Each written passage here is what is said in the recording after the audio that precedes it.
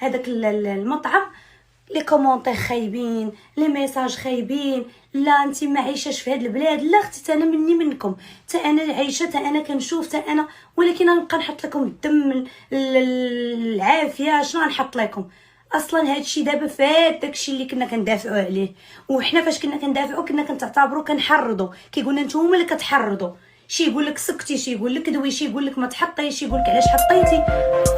انا شخصيا غنحماق، ما تحمقوناش حقاش حنا اصلا حماقين بلا حتى شي حاجه. هاد الاوضاع وهذا الشيء اللي واقع راه دخلنا في ديبريسيون في ستريس. انا من البارح اليوم ما شفت والو، عاد بديت كنحس براسي كنرجع لطبيعتي. اصلا انا ديبريميت، مرضت، راه ماشي انا عايشه في شي كوكب اخر، بحالي بحالكم. الله يلطف، الله يهدي النفوس. حنا ما بغيناش بلادنا اصلا توصل لهذا الشيء، وما بغيناش ولاد بلادنا يتكرفسوا، وما بغيناش السمعه ديال بلادنا تشوه بهذه الطريقه.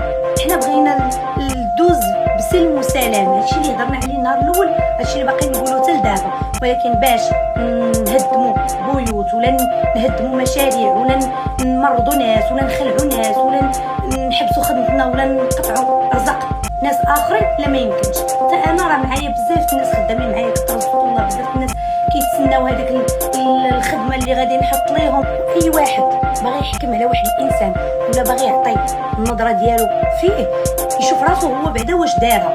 انت الا دابا كاسكت بيا نوضي خرجي ودوي وديري وفعلي وتركي، نوضي انت شنو درتي؟ انا مازال درت بزاف ديال الحوايج، صورت فيديو وخرجت وتعذبت ودرت كونسيبت باش نحط واحد الحاجه باش حتى انا نمثل ولاد بلادي.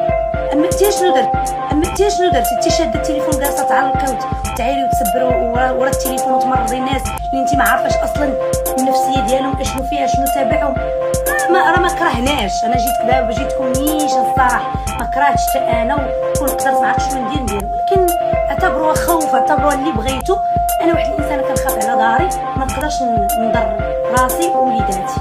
كون كانت شي حاجه اللي ما فيهاش الضرر نديرها ونفوتها ليه، ولكن شي حاجه اللي انا ما تضرنيش. كيف ما تبغوش الضرر راسكم ما تبغوش الناس. ماشي انت عارفه راسك انت ما قادراش ديري واحد الحاجه كطالبي من واحد الانسان اخر ينوض يديرها، وهذاك الانسان اكثر واحد. حنا بعدا اللي كنكونوا عندنا صفحات في الانستغرام، اكثر ناس كنكونوا مهددين